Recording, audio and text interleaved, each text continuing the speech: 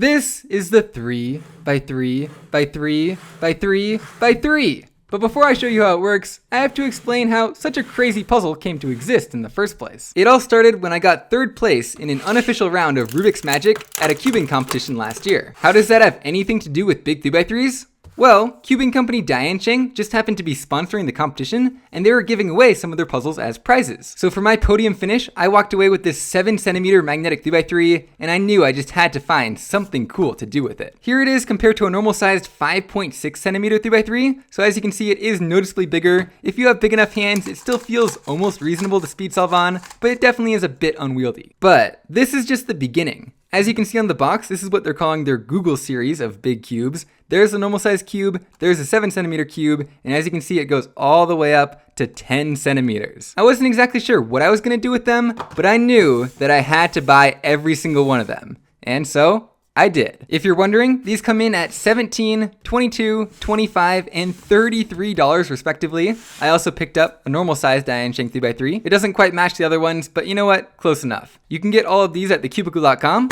And as always, you can use discount code Z3Cubing for 5% off any of these, linked below. So let's check these things out. Of course, the normal sized one is pretty much just your standard budget speed cube. Let's just jump up here to the 10cm one. As you can imagine, they get gradually more ridiculous as the size increases, to the point where on the 10cm one, even with relatively long fingers, I can just barely do normal finger tricks on it. But it is actually insane how well these things turn given their size. You expect it to just be a fun novelty when you pick it up, but they're actually legitimate speed cubes. Not only are they magnetic, so they actually line up really nicely when you do finger tricks, but they also have a dual adjustment system where you can change both the tension and the elasticity. But I didn't buy these things just to speed solve on them, and that's not the reason you clicked on this video. I want to do something truly crazy with these, and my first thought was, how can I connect all 5 of these cubes into one big chain? Of course, there's a couple of classic ways to connect multiple 3x3s together, namely the fused cubes or the Siamese cubes, but you can imagine when the cubes are different sizes, these would start to look a little bit funky, plus they are pretty permanent because you have to glue the plastic together. I didn't really want to commit to destroying these right away, so instead I thought,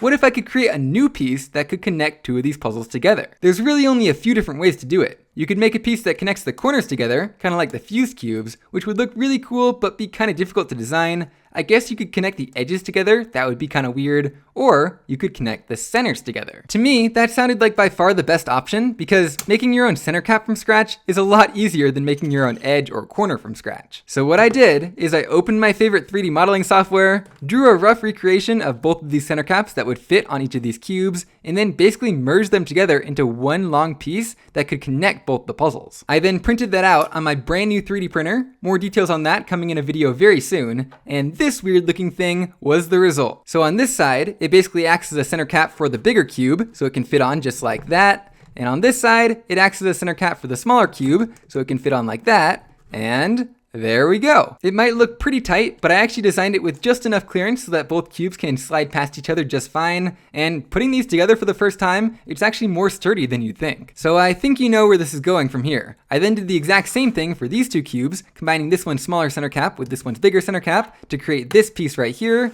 The same thing with these 2 cubes to create this piece. And finally, the same thing with these 2 cubes to create this piece. So why don't you say we hook them all up and see what kind of monstrosity it creates. And here it is, the Leaning Tower of Cubes. Or, I don't know, the Cube Totem Pole? Let me know down in the comments what you think the best name for it is. This thing is so hard to show on camera. I had to get out my widest lens just to kind of fit it in the camera frame, but it is so cool. It's kind of bendy, wasn't expecting that. So basically, if we decide we want to solve, how about our 8cm cube today? We can go ahead and do that. All the turns are completely unrestricted, so it's just like a normal 3x3, just a little bit more awkward to turn, let's say. Then you can go ahead and do your solve start to finish, or better yet, just scramble up all of them, and then we can try solving all of them at once and see how long it takes. And here it is, all scrambled up. One funny thing I noticed as I was scrambling it is, let's say you want to do a left turn on this, rather than try and turn all of these cubes to the left of it, a lot of times it's actually easier to just turn the cube next to it like this, so you kind of do 2 turns at once.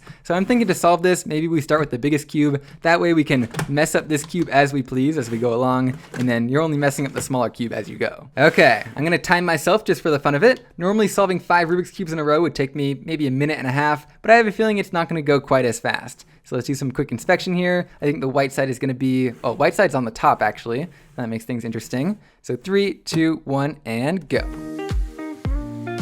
Okay, so in terms of turning, this one wasn't that bad once I finished the white side, but we are already over my 1 minute 30 estimate and we haven't even finished one cube, so we better hurry up on the rest of these.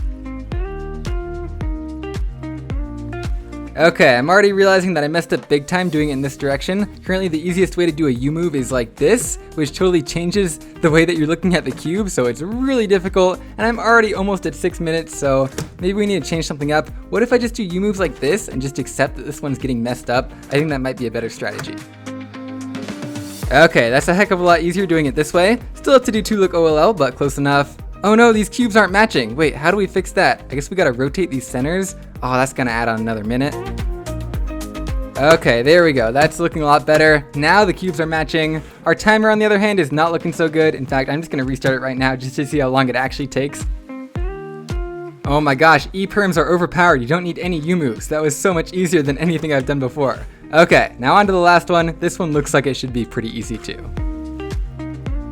Okay, that was pretty rough. In fairness, it did go a lot faster on these last 2, but I definitely should have started solving in the opposite direction. That would have made the whole U move issue a lot easier. And I think if I did that again, I could easily do all 5 of them in under 10 minutes. But you know what? My neck hurts from looking at these cubes sideways. So let's move on to something a little bit different. First things first, I just had a crazy idea. What if instead of connecting them all in one big line, you instead do something kind of crazy like this and connect them in a spiral? Well, I guess if you keep on spiraling in the same direction, you eventually kind of run into yourself and you can't quite do it with all 5 cubes. But what if you start spiraling in a different direction like this? Now the crazy thing is, as you're turning it, the cubes actually start moving around in totally different positions. So you start getting all sorts of different shapes. You can kind of do whatever you want with it. Maybe a sort of zigzag pattern, kind of back and forth in a W like this would be a good state to be able to solve it into. But you know, I did mention earlier that kind of the classic way to connect 2 Rubik's Cubes together isn't through the centers, but actually through the corners. The tricky thing about doing that though, is if you open up a cube and take a look at the mechanism, you can see that a corner piece is a lot more complicated than a simple center cap. If you've ever done some 3D modeling yourself, you might think it would be an absolute nightmare to recreate the entire corner mechanism of these 2 cubes to create a piece that connects them together. And I thought so too, which is why I'd never even thought about attempting anything like this before. But that was until I started learning more about how to design and 3D print entire twisty puzzles. Again, more details on that journey will be in another future video, but basically I realized that this crazy looking geometry was actually a lot simpler to recreate on a computer than I thought it was. Don't get me wrong, there's still a lot of precise measurements and a bit of trial and error, but with a lot less effort than I would have expected, I was able to fully design and 3D print this piece. So basically what you're looking at is on one end, it's the corner piece of the bigger cube,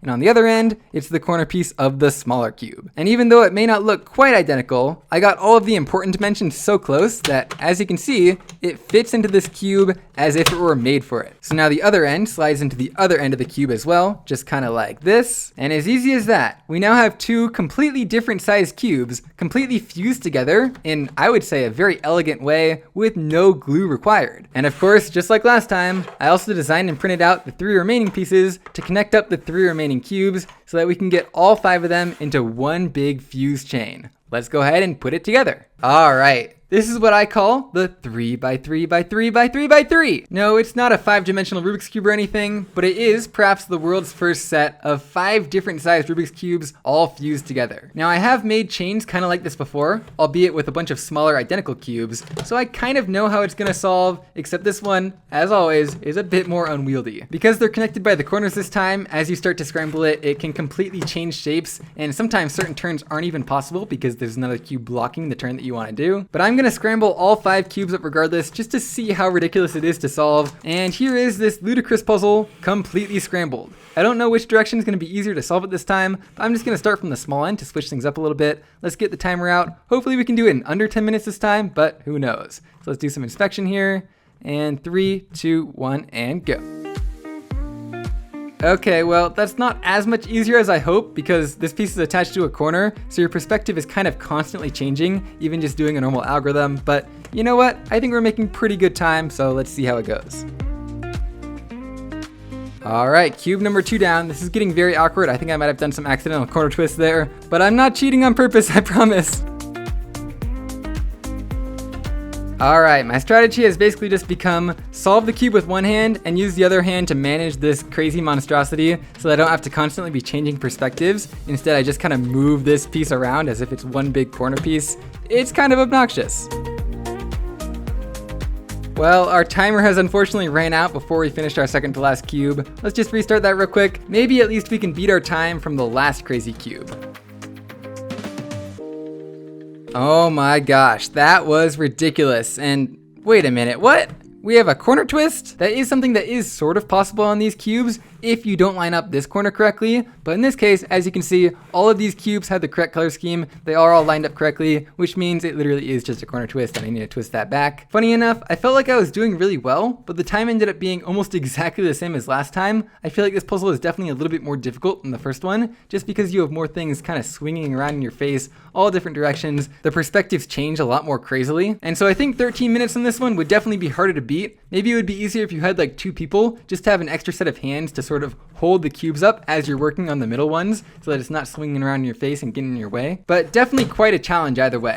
So let me know down in the comments, do you have any of these big DianSheng magnetic cubes? How do you like them? And what other crazy kind of things do you think I could do with them? Of course, the one option that I didn't explore is combining 2 cubes through the edge pieces. I'm not even sure what that would really look like, or maybe you could combine 2 different types of pieces. I don't know. There's lots of more crazy things to do out there. But I really hope you all enjoyed this video. And once again, if you like 3D printing, be sure and stay tuned for lots of exciting content in the coming months. But that's pretty much it for the 3x3x3x3x3. And I'll see you guys next time.